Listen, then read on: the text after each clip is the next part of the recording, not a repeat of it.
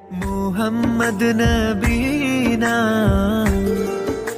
اشارہ ملتا ہے کہ جو اپنی زبان پہ قابو رکھے گا اور اسے اللہ کی یاد سے تر رکھے گا اس کا دین سلامت رہے گا۔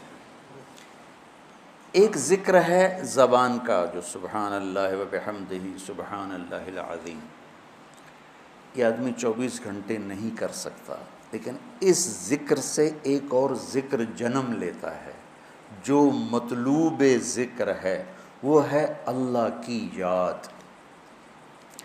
ذکرہ کا مطلب یاد کرنا ہوتا ہے، اور یاد کا تعلق زبان سے نہیں دل سے ہے۔ پہلے دل میں یاد آتی پھر زبان پہ ادائیگی ہوتی ہے۔ ابھی آپ سب کو گھر یاد آ رہا ہے، دیکھ کیسے سبحان اللہ نکلا ہے۔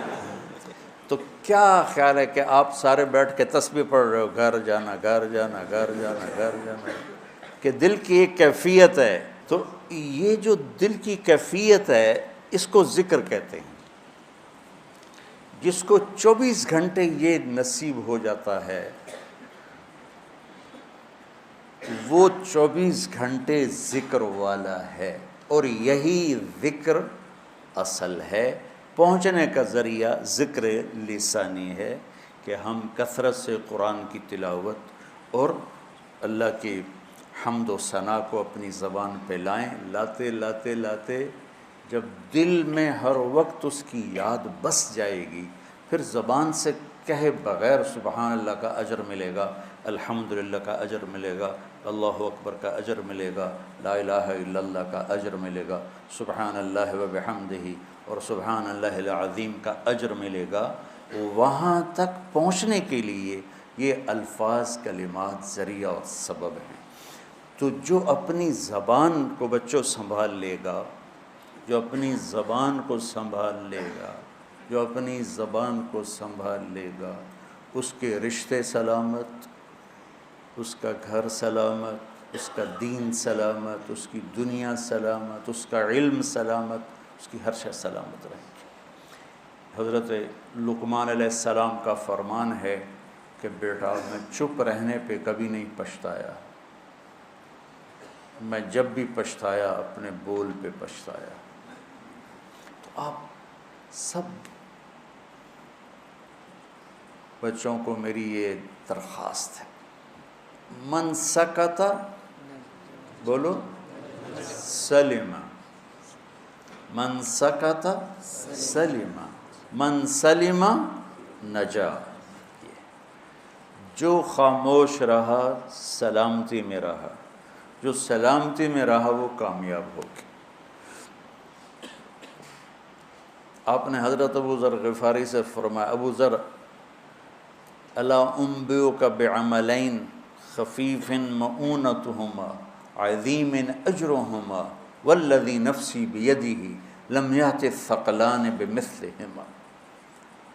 ابو ذر تمہیں دو کام بتاؤں جو کرنے میں آسان اور اجر میں ان کا وزن بے شمار، اور ذات کی قسم جس کے قبضے میں میری جان ہے، قیامت کے دن بہت تھوڑے لوگ ہوں گے جو اس کو لے کر آئیں گے۔ کہ یا رسول اللہ کیا؟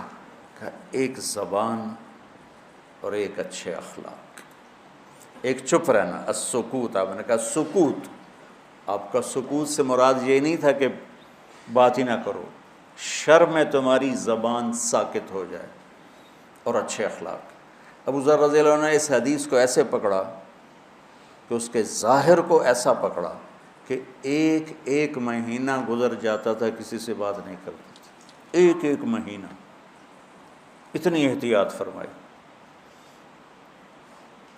اور پھر اللہ کے نبی نے کہا کہ میرے صحابہ میں 4 آدمی ایسے ہیں جن سے اللہ پیار کرتا ہے، وعلی منہم وعلی منہم وعلی منہم۔ آپ نے 3 دفعہ فرمایا، اور علی ان میں سے ہے، اور علی ان میں سے ہے، اور علی ان میں سے ہے۔ تو کون ہے یا رسول اللہ؟ آپ نے کہا علی، سلمان، ابو ذر اور مقداد۔ تو ابو ذر ایسے اوپر گئے کہ اللہ تو سارے ہی صحابہ سے محبت کرتا ہے، وَكُلًّا وَعَدَ اللَّهُ الْحُسْنَى، سب کے لیے جنت کا وعدہ ہے، لیکن یہ 4 کا خاص طور پہ نام لے کر فرمایا، پھر حضرت علی کا نام 3 دفعہ دہرایا اہمیت بیان کرنے کے لیے۔ تو آپ سب گھروں کو جا رہے ہو، یہ زندگی بھر کا سبق ہے، یہ زندگی بھر کی نصیحت ہے، صرف اس درس کی نہیں کہ اپنی زبانوں پہ قابو رکھیں۔ Subscribe now and press the bell icon.